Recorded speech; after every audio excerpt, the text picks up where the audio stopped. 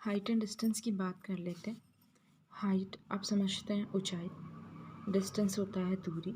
अच्छा, ये चीज़ बहुत अंडरस्टूड है कि हाइट हमेशा वर्टिकल होगी और डिस्टेंस हमेशा हॉरिजॉन्टल होता है। व्हाट आई मीन इज़ कि हाइट हमेशा किसी ऑब्जेक्ट की होगी और डिस्टेंस हमेशा उस ऑब्जेक्ट से होगा, है ना। ये होती है हाइट, ये होगा डिस्टेंस। अब ये डिस्टेंस इस ऑब्जेक्ट से, इसको मैं ओ बोल देती हूँ। यहाँ पे कोई पर्सन है, उसके बीच का भी हो सकता है, कोई दूसरा ऑब्जेक्ट है उसका भी हो सकता है। Object can be anything, non living thing. It could be a living be, sorry, it could be a tree, it could be a building, it could be a balloon, या कोई भी, जो भी चीज़ आप ऑब्जेक्ट में काउंटेबल रखते हैं वो आपको ऑब्जेक्ट हो जाता है। तो यहाँ पर जो डिस्टेंस है वो दो ऑब्जेक्ट के बीच का भी हो सकता है, एक ऑब्जेक्ट और एक मैन के बीच का भी हो सकता है, मैन और ऑब्जेक्ट के बीच का भी हो सकता है। ये तो बात है जो आपके चैप्टर की लैंग्वेज है। इसमें कुछ बेसिक कॉन्सेप्ट्स है जो मैं आपको भी बता रही हूँ, आपको बस वो ध्यान रखना है। एंड आई बेट आप ये पूरा चैप्टर उन बेसिक कॉन्सेप्ट्स के थ्रू कर सकते हैं। आपको बहुत सारे ऐसे वीडियोज़ और चैनल्स मिल जाएंगे जो आपको बहुत ज़्यादा शॉर्टकट्स और बहुत ज़्यादा फॉर्मूलेज के थ्रू ये एक चैप्टर करवाने की प्रोमिस करते हैं। बट बिलीव मी, जितना आप इसको बेसिक से ग्रिप में लेंगे ना, उतना आपके लिए बेटर है। क्योंकि एग्ज़ाम टाइम में ना तो आपको इतने सारे फॉर्मूले याद आएंगे, ना ही आपको इतनी शॉर्ट ट्रिक्स याद आएंगी।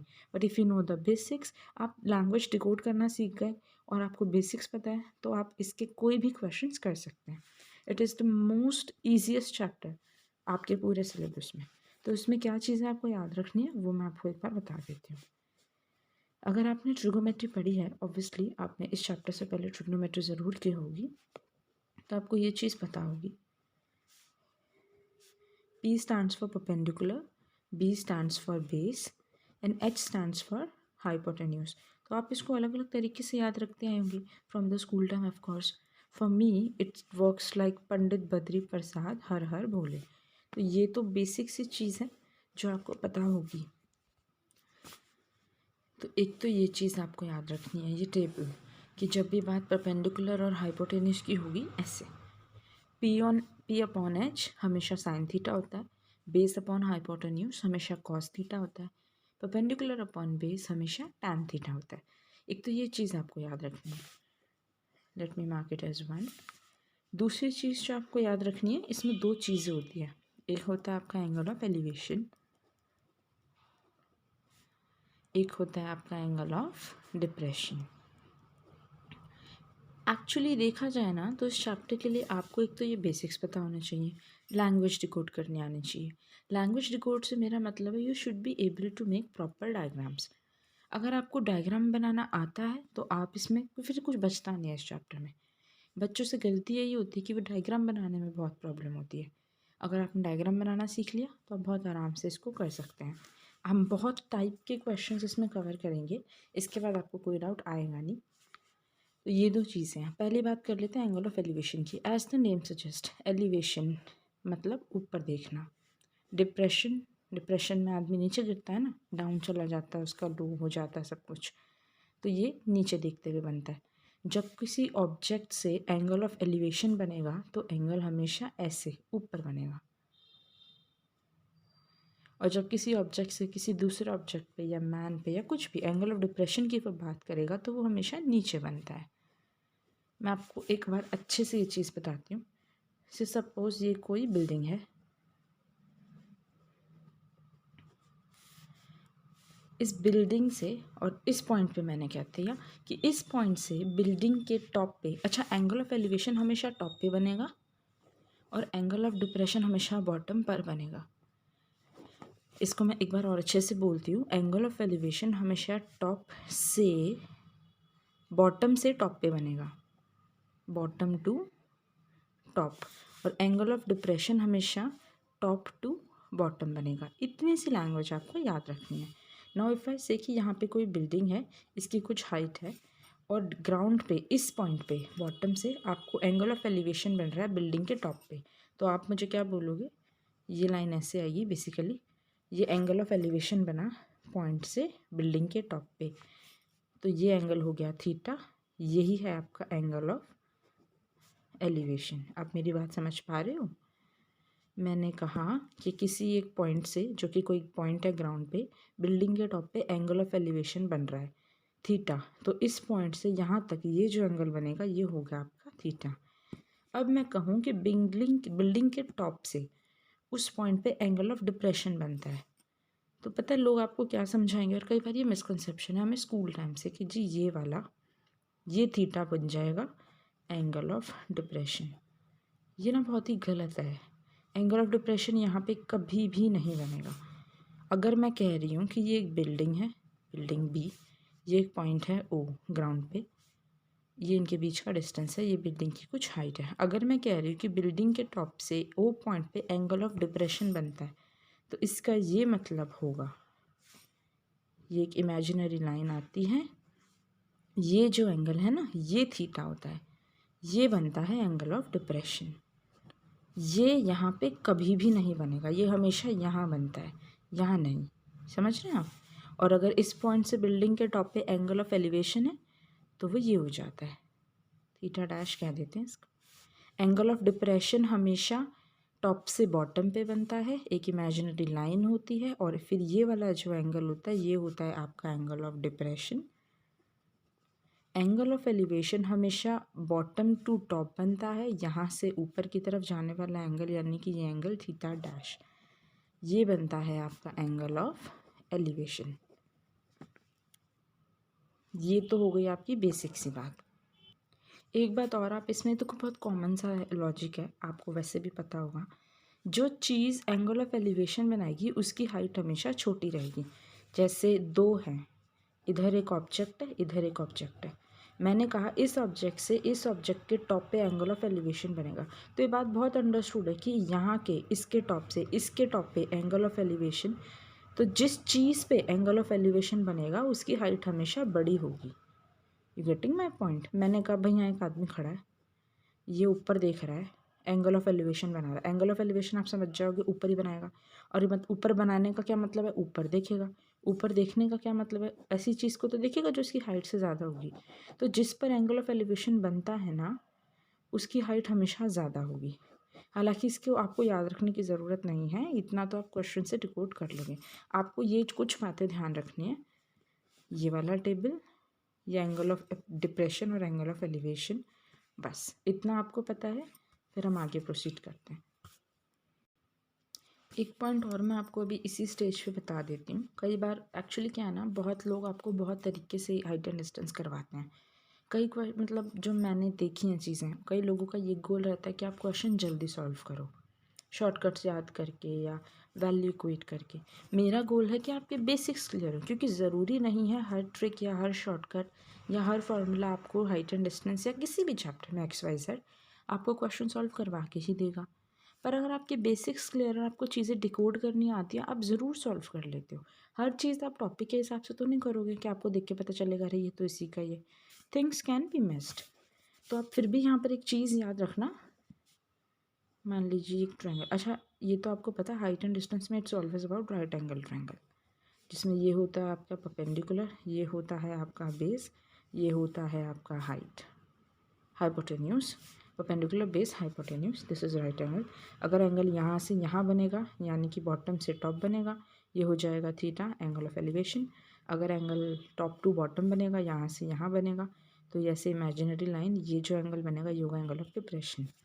मैं आपको यहाँ पे क्या बताना चाह रही हूँ, 3 कोर वैल्यूज़ होती है जिस पे सारा चैप्टर घूमता है, 45 डिग्री, 30 डिग्री, 60 डिग्री। आपको भी इन्हीं 3 वैल्यूज़ के बारे में एक बात याद रखनी है। मान लीजिए राइट एंगल ट्रायंगल है, this is perpendicular, this is base, this is hypotenuse. पहला एंगल मैंने 30 ले लिया, मान लीजिए एंगल 30 डिग्री है। फिर एक और ट्रायंगल मैंने ले लिया, ये मान लिया मैंने 45 डिग्री है। एक और मैंने ट्रायंगल ले लिया, इसमें मैंने कह दिया थीटा की वैल्यू 60 डिग्री है। आप मुझे एक बात बताओ, आपने स्कूल टाइम पे ये बात पढ़ी होगी, इस चैप्टर में मैक्सिमम क्वेश्चंस आप tan की वैल्यू पे सॉल्व करते हो, tan 30, tan 45, tan 60, परपेंडिकुलर और बेस से मैक्सिमम चीज़ें निकल आती हैं। बहुत कम केस में ऐसा होगा कि आपको साइन या कॉस यूज़ करके क्वेश्चन सॉल्व करने होंगे। Maximum time you can calculate upon tan। वो हम क्यों मैं ऐसा बोल रही हूँ वो भी हम आने वाले क्वेश्चन में एक बार चेक कर लेंगे। आप मुझे बताएं tan 30 की वैल्यू कितनी होती है? 1/√3। tan 60 की वैल्यू कितनी होती है? √3। और tan 45 की वैल्यू क्या होती है? 1। और एग्जैक्टली tan होता क्या है? tan थीटा होता है परपेंडिकुलर अपॉन बेस। ये बातें आपको पता है, मैंने इसमें कुछ नया नहीं बोला। tan थीटा होता है परपेंडिकुलर अपॉन बेस, जैसे मैंने यहाँ पे लिखा हुआ है। tan 45 की वैल्यू होती है 1, tan 30 की वैल्यू होती है 1/√3 और tan 60 की वैल्यू होती है √3। तो अगर tan 30 डिग्री है, tan 30 तो परपेंडिकुलर और बेस यानी 1/√3, और मैंने कहा tan थीटा होता है परपेंडिकुलर बेस। अगर थीटा 30 डिग्री है तो 1 परपेंडिकुलर हो जाएगा, √3 बेस हो जाएगा। यही होता है ना। Let me tell you again. मैंने कहा tan थीटा होता है परपेंडिकुलर अपॉन बेस, और मैंने कहा tan 30 डिग्री की वैल्यू होती है 1/√3। तो इससे आप क्या डिकोड कर पा रहे हो कि थीटा की वैल्यू 30 डिग्री है, परपेंडिकुलर 1 हो गया, बेस हो गया √3, है ना। This is very obvious thing. तो यहाँ पे मैं क्या बोल रही हूँ, परपेंडिकुलर हो गया 1। यहाँ पे लिख देते हैं, ये वाला जो ट्रायंगल मैंने कंसिडर किया एंगल है 30 डिग्री। tan 30 होता है 1/√3, और यानी कि 1 हो गया परपेंडिकुलर 1, √3 हो गया बेस √3। अच्छा, हाइपोटेन्यूज कैसे निकालते हैं? Normal Pythagoras theorem. इसका स्क्वायर 1 का स्क्वायर 1, √3 का स्क्वायर 3, √3 + 1 4, 4 का √2, तो ये बन गया 2। देखिए मैंने कुछ नया नहीं बताया, आप इसको एक बार ध्यान से समझो। tan थीटा होता है परपेंडिकुलर अपॉन बेस। मैंने कहा tan 30, इस एंगल को जब मैंने 30 मान लिया, क्योंकि मैं 3 केस पे आपको वैल्यूज़ लेके चलने वाली हूँ। मैंने पहले ही बताया ना 30, 45 एंड 60। पहली बार में जब मैंने थीटा को 30 मान लिया तो 1/√3 उसकी वैल्यू होती है। तो 1 बन गया मेरा परपेंडिकुलर, √3 बन गया मेरा बेस, हाइपोटेन्यूज हो गया 2। तो जब एंगल 30 डिग्री होगा तो 1, √3, 2, परपेंडिकुलर, बेस, हाइपोटेन्यूज। मैं ये लेके चलूँगी क्योंकि ये तो नॉन वैल्यू है ना भाई। tan 30 1/√3 ऐसे ही तो होगा, परपेंडिकुलर अपॉन बेस, हाइपोटेन्यूज 2। अगले केस में अगर मैंने थीटा को 45 मान लिया है, और tan 45 की वैल्यू क्या होती है? आप बोलोगे 1 होती है। 1 या डिवाइड बाई 1 ऐसे लिख सकते हैं ना, नीचे कुछ भी नहीं है तो अब परपेंडिकुलर और बेस क्या आ गया मेरे पास? सेम चीज़ से, जैसे यहाँ पर था ऐसे मैंने यहाँ कर लिया। ये 1 बेस 1। अब अगर परपेंडिकुलर 1 है, बेस 1 है, तो हाइपोटेन्यूज क्या होगी? पाइथागोरस थ्योरम से परपेंडिकुलर का स्क्वायर प्लस बेस का स्क्वायर, 1 + 1 2, √2, तो ये आ गया √2। मैं ये नहीं कह रही कि ये चीज़ यूज़ होंगी तभी आपके क्वेश्चंस होंगे। ये कई बार अगर आप चाहें तो इन चीज़ों को यूज़ करके भी क्वेश्चन सॉल्व कर सकते हैं। मैं आपको पूरा चैप्टर बेसिक से करवाऊंगी इन चीज़ों से। बेसिकली ये जो है ना आपका, मैं आपको पूरा चैप्टर इसी चीज़ से करवाऊंगी। मैं इनको बहुत रेयर केस में यूज़ करूँगी। इसका रीज़न मैंने आपको पहले भी बताया, मैं दोबारा बोलती हूँ। ज़रूरी नहीं है ये सब आपको याद रहे, ज़रूरी नहीं है हर क्वेश्चन ऐसे तरीके की ट्रिक से हो जाएगा, पर वो बेसिक ना तो आपको कभी गलत आंसर देगा, ना ही उसमें कोई कन्फ्यूजन होगी। तो टाइम कंज्यूमिंग हो सकता है, पर अगर आपने प्रैक्टिस अच्छी की है तो आप उस पर भी ग्रिप रख सकते हो। After all it's all about practice. इसको याद करके टाइम वेस्ट करने से बेटर ऑप्शन होता है आप अपने बेसिक याद रखो और उससे थोड़ा जल्दी हाथ चला लो। बाकी it's all up to you. अगर आपको ये चीज़ें आसान लगे तो आप इनसे भी कर सकते हैं। मैं आपको कोशिश करके दोनों ही चीज़ों पे ग्रिप दूंगी। तीसरा और आखिरी केस इसका देख लेते हैं। ये रहा मेरा ट्रायंगल। अब ये मेरा 30 45 तो हो गया, ये हो गया 60 डिग्री। tan 60 की वैल्यू कितनी होती है? √3। नीचे कुछ भी नहीं है तो मैंने 1 ले लिया। अब परपेंडिकुलर और बेस क्या बन गए मेरे? अगर थीटा 60 डिग्री है तो परपेंडिकुलर हो गया √3, बेस हो गया 1, तो हाइपोटेन्यूज क्या होगा? √3 का स्क्वायर 3, 1 का स्क्वायर 1, इसका होल रूट √4 यानी कि 2। तो मतलब जब थीटा 30 डिग्री होगा तो परपेंडिकुलर हो जाएगा 1, बेस होगा √3, हाइपोटेन्यूज होगा 2। अगर थीटा 45 डिग्री है तो परपेंडिकुलर होगा 1, बेस हो जाएगा 1 और हाइपोटेन्यूज होगा √2। अगर थीटा 60 डिग्री है तो परपेंडिकुलर होगा √3, बेस होगा 1 और हाइपोटेन्यूज हो जाएगा 2। आपको एक बार इस चीज़ को समझना है। आप चाहें तो वीडियो पॉज करके एक बार इसे ध्यान से देखना। मैंने कुछ नहीं किया, 30 की बात हुई तो tan 30 मैंने लिखा 1/√3। ये अंडरस्टूड है कि tan थीटा हमेशा परपेंडिकुलर बाय बेस होता है, तो 1/√3 में 1 हो गया मेरा परपेंडिकुलर, √3 हो गया मेरा बेस, पाइथागोरस लगा के हाइपोटेन्यूज आ गया मेरा 2। इसी चीज़ से मैंने 45 और 60 की वैल्यू भी लिख ली। कई बार ये बहुत अच्छे से काम आता है, इसके थ्रू आप बहुत जल्दी क्वेश्चन सॉल्व कर सकते हैं। अगर आपको ये बात याद नहीं है या एग्ज़ाम में याद नहीं आए, you can always go for basic. इसलिए मैं क्वेश्चन आपको बेसिक से करवाने की कोशिश करूँगी कि अगर आपको ऑन स्पॉट ये ट्रिक्स ये चीज़ें याद नहीं भी आई तो आपको बेसिक पता है तो आप एटलीस्ट अपना क्वेश्चन कर लोगे। एक दो इसकी चीज़ें जो बहुत ज़्यादा स्टेपल है ना इन चैप्टर्स में, जो वैसे ही होंगी जैसे वो होती आई हैं, वो मैं आपको बता देती हूँ। एक तो मान लो कोई बलून है, क्योंकि ये क्वेश्चन काफ़ी फ्रीक्वेंट है, ज़रूरी नहीं कि आपके एग्ज़ाम में आएगा, पर एटलीस्ट आपको पता होना चाहिए। अगर आ जाए तो एटलीस्ट आपको पता होगा सॉल्व कैसे करना है। मैंने कहा ये कोई बलून है, ये एंगल ऑफ डिप्रेशन बनाता है, आई ऑफन, ये इसकी लैंग्वेज हमेशा यही रहेगी कि कोई इंसान है, उसकी आई पे एंगल ऑफ या उसकी आई से एंगल ऑफ एलिवेशन बनता है बलून पे, या एंगल ऑफ डिप्रेशन बनता है बलून से आई ऑफ मैन पे। तो बच्चे क्या करते हैं, ये तो बलून है, मान लो ये आदमी है, आँख तो मतलब इसकी टॉप पे ही होगी ना, ऐसे पर्टिकुलर आँख तो आप लोकेट नहीं कर सकते। तो जब भी वो ऐसे बोलता है आई ऑफ मैन, तो वो हमेशा आप ऐसे कंसिडर करोगे कि एक आदमी की कोई हाइट होगी और उसके टॉप से एंगल बनेगा। तो बच्चे क्या करते हैं ना, कभी यहाँ से बनाएंगे कभी यहाँ से बनाएंगे। इसका बेसिक पता क्या है, ये डायग्राम आपको याद रखना है इसका। बलून के केस में जब भी आई ऑफ अ मैन या angle of elevation to the man standing on ground, इस तरह की लैंग्वेज है। बेसिकली जब बलून से इंसान पे एंगल बने, चाहे वो एंगल ऑफ एलिवेशन हो इधर से, एंगल ऑफ डिप्रेशन हो इधर से, तो आपका डायग्राम ऐसा बनेगा। ये हो जाएगी बलून की रेडियस, ये हो जाएगी बलून की रेडियस। और एक केस इसमें ऐसा होता है, वो आपको कहता है दिस इज बलून, बलून के सेंटर से बनेगा एंगल। सेंटर से जब बनेगा तो ये एंगल ऐसे बनेगा, ये कोई आदमी है, ये इसकी आई है, तो हम तो आई लिखते हैं हमेशा। ये बात अंडरस्टूड होगी कि इंसान की बात हो रही तो नीचे एक हाइट होगी। डायग्राम ये मैं आपको इसलिए बता रही हूँ क्योंकि अगर इस तरीके का क्वेश्चन आएगा ना, डोंट वरी, अगर ये चीज़ आपको यहाँ पे क्लियर नहीं भी है तो अगर जब मैं इस तरीके का कोई क्वेश्चन करवाऊंगी, ये सारी बातें मैं आपको वहाँ पे रिपीट करूँगी और इनका क्या यूसेज है, कैसे इस डायग्राम की हेल्प से हम उस तरह के क्वेश्चन सॉल्व करते हैं, वो भी मैं आपको अच्छे से समझाऊंगी। फिलहाल आप अभी के लिए इतना समझ लो कि जब एंगल बलून से आई पे बनेगा तो ऐसे बनेगा, और बलून के सेंटर से, पूरे बलून से नहीं, सिर्फ बलून का सेंटर, वो स्पेसिफिकली बोले कि बलून के सेंटर से बनेगा, ये आई है। तो यहाँ पे तो ये ऐसे आता है, यहाँ पे ये ऐसे आएगा सिर्फ सेंटर पे, फिर यहाँ पे एक इमेजिनरी परपेंडिकुलर डलेगी और इनके बीच का होगा कोई डिस्टेंस, तो ये डायग्राम ऐसे बनता है। और ये तो होगी इसकी रेडियस जो यहाँ पर भी है।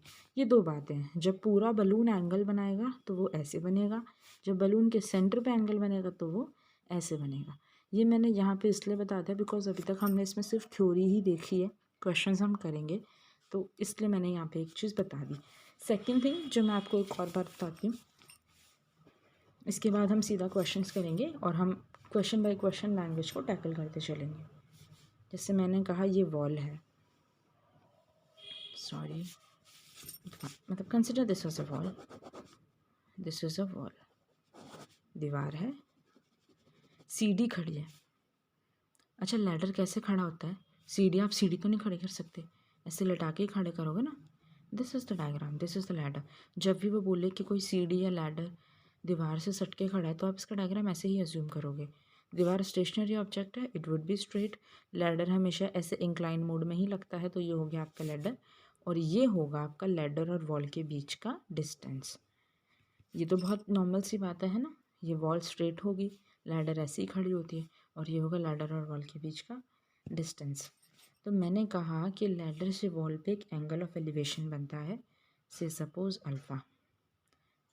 अभी तक मैंने इतना बोला, एक वॉल है उस पर लैडर खड़ी है और एंगल ऑफ एलिवेशन बनाती है अल्फ़ा। अब मैं कहूँ मैंने लैडर को थोड़ा पीछे ले लिया, से सपोज ए यूनिट या ए मीटर मैंने लैडर को थोड़ा पीछे ले लिया उसकी पुरानी पोजीशन से।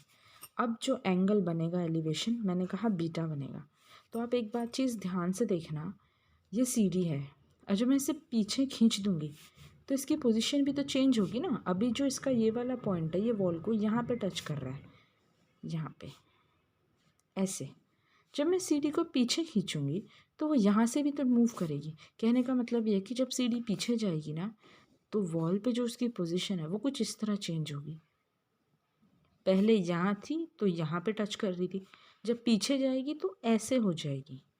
मतलब जब हम यहाँ से डिस्टेंस को बैकवर्ड मूव करवाते हैं ना ऑब्जेक्ट को, लैडर को, तो ये जो डिस्टेंस होता है, टच करता है जो वॉल पे लैडर, ये आपका डिक्रीज होता है। एक बार मैं इसको और बताती हूँ। ये आपकी वॉल है, this is your wall, it's a stationary object.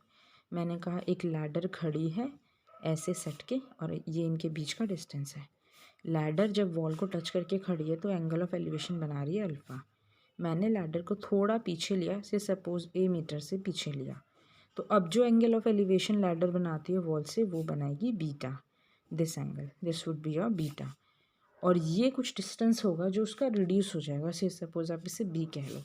और ये बहुत ही कॉमन सी चीज़ है, आप थोड़ा लॉजिक लगा के इसको सोचना कि सीढ़ी जब हम पीछे खिसकाएंगे तो ऊपर से उसका डिस्टेंस कम हो जाता है, तो यहाँ से जितना पीछे जाएगी यहाँ से रिड्यूस होता जाएगा। तो हो सकता है इस टाइप के क्वेश्चन में वो आपको पूछे कि ये आपको, या तो आपको ये गिवन है ये पूछ लेगा, या तो आपको ये गिवन है वो आपसे यही पूछ लेगा। इसके अलावा इसमें और कोई लॉजिक नहीं बनता। ऐसे तो इसका डायरेक्ट फॉर्मूला होता है, पर वो आता कैसे पहले मैं वो आपको समझाती हूँ। इतना कैसे आपको समझ आया, सीढ़ी खड़ी थी, मैंने पीछे खींच दिया ए मीटर से, तो उसका जो डिस्टेंस था वॉल के साथ जो उसकी लेंथ थी वो बी मीटर से रिड्यूस हो गई। ठीक है, अब मैं आपसे पूछ रही हूँ कि ये कितना था, आपको एक ही वैल्यू बतानी है कि उसको कितना पीछे खींचा। बी तो यहाँ पर है, बेसिक करके देखते हैं एक बार इसका। मैंने कहा आपसे इस डिस्टेंस को ले लेते हैं एक्स, ये डिस्टेंस हो गया वाई। पहले जो खड़ी थी ना, एक्स दूरी पे खड़ी थी, फिर ए पीछे चली गई, तो जो नया डिस्टेंस है तो अब ये क्या बन गया, एक्स प्लस ए। भाई पहले सी डी वॉल से एक्स मीटर की दूरी पे खड़ी थी, तो ये वाली जो पूरी हाइट थी ये कोई हाइट थी उसकी। फिर मैंने कहा ए मीटर से पीछे खिंच गई, तो यहाँ से भी कुछ रिड्यूस होगी, जैसे मैंने अभी आपको समझाया। ये बी है, इसको मैंने वाई मान लिया, तो ये कितना हो सकता है, ये बी प्लस वाई होगा। कहने का मतलब पहले हाइट जो ये वाली हाइट थी वॉल की, मतलब जो लैडर टच कर रही थी बी प्लस वाई लेंथ पे कर रही थी, और इनके बीच का जो डिस्टेंस था वो एक्स था, एंगल बन रहा था अल्फ़ा का। फिर मैंने सीढ़ी को ए मीटर पीछे खींच दिया। पीछे खींचने के बाद अब जहाँ वो वॉल को टच कर रही है वो डिस्टेंस पिछले वाले से बी रिड्यूस हो गया। ये पूरा बी प्लस वाई था, ये बी रिड्यूस हो गया, तो ये इसको ये वाई ही बचेगा। इसी चीज़ को मैंने आपको इस तरह कहा कि यहाँ पे पहले एक्स था, ये ए पीछे चली गई तो बी रिड्यूस हो गया, इसको मैंने वाई मान लिया, तो अब टोटल हो गया बी प्लस वाई। ये एक्स है तो ये टोटल हो गया एक्स प्लस ए। इतनी बात आपको क्लियर है। अगर मुझे एक की वैल्यू बतानी है, अच्छा तो इसमें मैं क्या कर सकती हूँ, पहले आप साइन अल्फ़ा ले लो। अच्छा एक चीज़ और है, लैडर चाहे पहले ऐसे खड़ी थी या अब ऐसे खड़ी है, लैडर की हाइट तो सेम ही होगी ना। लैडर की हाइट मैंने मान ली के। भाई सीढ़ी ऐसे खड़ी थी या वैसे खड़ी है, सीढ़ी की तो हाइट कभी चेंज नहीं होगी, क्योंकि वो तो कुछ बोल ही नहीं रहा, बस उसकी पोजीशन मूव हो रही है। वो पहले भी के थी, वो अब भी के है। तो साइन अल्फ़ा की वैल्यू क्या होगी, यहाँ से साइन आपको पता है परपेंडिकुलर अपॉन हाइपोटेन्यूज होता है, तो इस केस में ये अल्फ़ा है, यानी कि ये वाला एंगल, यानी कि इस वाले ट्रायंगल में जहाँ पे अल्फ़ा है, तो परपेंडिकुलर अपॉन हाइपोटेन्यूज। इसमें परपेंडिकुलर क्या है, ये पूरा, यानी कि बी प्लस वाई, तो साइन अल्फ़ा क्या होगा, perpendicular B plus Y upon hypotenuse. Hypotenuse तो वही है लेडर की लेंथ के। अंडरस्टूड। ये वाला ट्रायंगल जो मैंने अलग से बना के रखा हुआ आपके लिए पहले से, यहाँ पे आप देखना, परपेंडिकुलर है बी प्लस वाई, और जो हाइपोटेन्यूज है वो के माना है मैंने लेडर का। तो ये तो हो गया साइन अल्फ़ा। अब मैं बोल दूँ आपको साइन बीटा, तो वो क्या होगा, ये वाला एंगल बीटा पीछे खिसकाने के बाद। इसको मैं अलग से भी लिखूँगी ना, तो ये ऐसा है, ये डिस्टेंस अब वाई है, ये ऐसे बना रहा है एंगल बीटा, और ये जो डिस्टेंस है ये है एक्स प्लस ए, क्योंकि ये जो पीछे खींचने के बाद ही तो ये एक्स प्लस ए और बीटा बना है। ये मैंने आपको अभी यहीं पे समझाया था। तो साइन बीटा की क्या वैल्यू होगी, वाई परपेंडिकुलर अपॉन हाइपोटेन्यूज। ये तो हमेशा के ही रहेगी, लैडर की लेंथ चेंज नहीं होती। ठीक है, अंडरस्टूड। अच्छा, इसको मैं ऐसे लिख सकती हूँ B by K plus Y by के, लिख सकती हूँ ना, बी प्लस वाई अपॉन के। अगर मैं इन दोनों को माइनस कर दूँ अब तो क्या आएगा मेरे पास, sine alpha minus sine beta is equal to B by K plus Y by K minus sine beta, ये ना वाई बाई के, ये वाई बाई के हो जाएगा कैंसिल। तो यहाँ से मेरे पास एक वैल्यू है sine alpha minus sine beta is equal to B by K. ये मैंने कैसे निकाला अभी आपने देखा, मैंने अल्फ़ा और बीटा के रेस्पेक्ट में साइन की वैल्यूज़ निकाल ली परपेंडिकुलर और हाइपोटेन्यूज को यूज़ करके। इस टर्म को मैंने तोड़ के लिख लिया। नाउ आई रियलाइज़ कि वाई बाई के मतलब कि यहाँ से कैंसिल हो रहा है, तो मैंने इसको इस फॉर्म में लिखा, sine alpha minus sine beta is equal to B by K, let it be equation 1। अब अल्फ़ा और बीटा के कंटेक्स्ट में ही आप एक बार कॉस की वैल्यू लिख लो, कॉस अल्फ़ा। कॉस अल्फ़ा आपको पता है क्या होता है, कॉस अल्फ़ा होता है आपका बेस अपॉन हाइपोटेन्यूज। तो पहले एंगल में जब ये अल्फ़ा की बात हो रही है कॉस अल्फ़ा, बेस क्या है आपका एक्स और हाइपोटेन्यूज लेंथ ऑफ लैडर के। कॉस बीटा क्या है इस वाले केस में, ये बीटा ये वाला, बेस क्या है आपका एक्स प्लस है और हाइपोटेन्यूज लेंथ ऑफ लैडर के। इसको भी मैं x by K plus A by के लिख सकती हूँ, जैसे मैंने इसको लिखा। तो अब मैं इनको भी इस तरह लिख सकती हूँ, cos alpha minus cos beta, बड़ी वाली मैन पहले होती है, minus cos alpha is equal to X पर plus K plus A by K, cos beta की वैल्यू है, लिख लेती हूँ मैं, minus cos alpha X by K, ये हो जाएगा फिर से कैंसिल। तो यहाँ से मेरे पास क्या आ गया, cos beta minus cos alpha is equal to A by K. ये है मेरी इक्वेशन 2।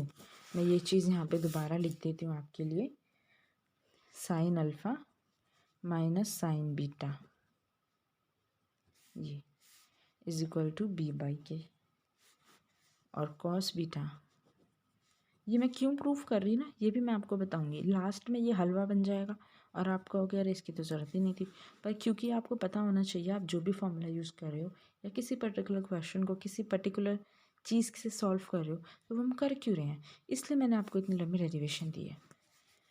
ठीक है, इतनी बात समझ आई आपको। मेरे पास दो इक्वेशन है, sine alpha sine beta cos beta minus cos alpha B by K A by के। आपको आइडेंटिटी अगर आपने थोड़ी बहुत भी पढ़ी है तो इसको हम कैसे लिख सकते हैं, sign alpha minus sine beta का क्या फॉर्मूला होता है, 2 cos alpha plus beta by 2 into sine alpha minus beta by 2, इसका यही फॉर्मूला होता है ना। ये हो गया is equal to B by K, और कॉस बीटा क्या, मैं इनको डिवाइड करूँगी बेसिकली, डिवाइड लिख देते हैं यहीं पे ही। Cos beta minus cos alpha का क्या फॉर्मूला होता है, twice of sine beta plus alpha by 2। Beta plus alpha क्यों लिया मैंने, क्योंकि यहाँ पे बीटा है यहाँ पे अल्फ़ा है, वरना यहाँ अल्फ़ा यहाँ बीटा होता तो मैं वो लेती, into sine alpha minus beta by 2 is equal to A by K. और क्योंकि मैंने डिवाइड का साइन लगाया है तो 2 से 2 कट जाएगा, ये दोनों टर्म आपस में कट जाएंगे, कैसे के कट जाएगा। Ultimately what I will be left with cos alpha plus beta by 2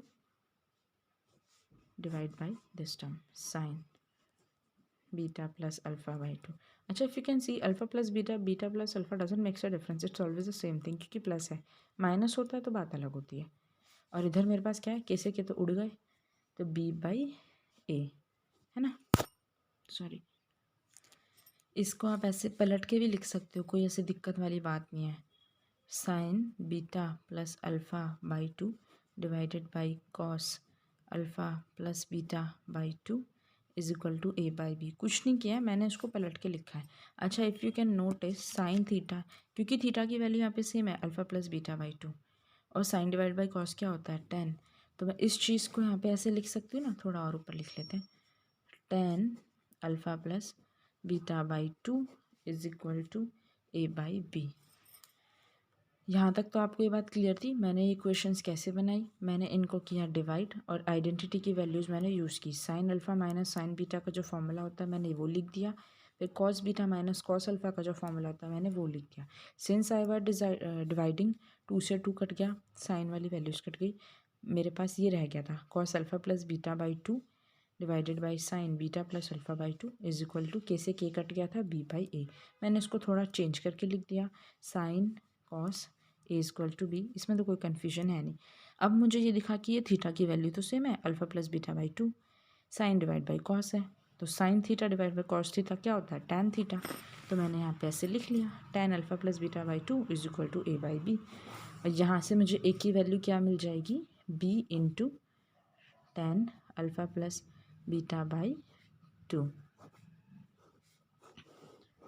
और ये सारी रामायण हमने कहाँ से शुरू की थी, यहाँ से, कि कोई लैडर थी, पीछे खींच दिया ए मीटर से, तो आपको बताना ए की वैल्यू क्या है। यहाँ से कुछ हो गया, बी रिड्यूस हो गई उसकी जो डिस्टेंस था। तो इस पूरे डेरिवेशन से मैंने आपको ये फॉर्मूला निकाल के दिया है। अब बात करेंगे इसकी इम्प्लीमेंटेशन की। ये डेरिवेशन अभी अभी हमने की है पूरी। कहने का मतलब क्या था, जब आपको इस तरह के क्वेश्चन मिलेंगे आप डायरेक्ट ये फॉर्मूला यूज़ करना। ये कहाँ से आया वो मैंने अभी अभी आपको पीछे बताया है। तो वो डेरिवेशन आपको समझनी है, ये आपको याद रखना है। I am repeating my point, वो आपको समझनी है कि ये कहाँ से आया, ये आपको याद रखना है इसके लिए। और एक चीज़ मैं अभी बताऊँगी, लेट्स एक बार इसको देख लेते हैं। ये पहला क्वेश्चन है, ये ना स्टेपल टाइप है, ये आया तो ऐसे ही आएगा वरना ये नहीं आएगा पेपर में। आपको मैक्सिमम क्वेश्चंस वो मिलेंगे जिसमें आपको थोड़ा डिकोड करके बेसिक यूज़ करना है। ये 1 या 2 क्वेश्चंस ऐसे हैं जो आएंगे तो इसी तरह आएंगे, इनकी कोई और टाइप है ही नहीं। ये बहुत ज़्यादा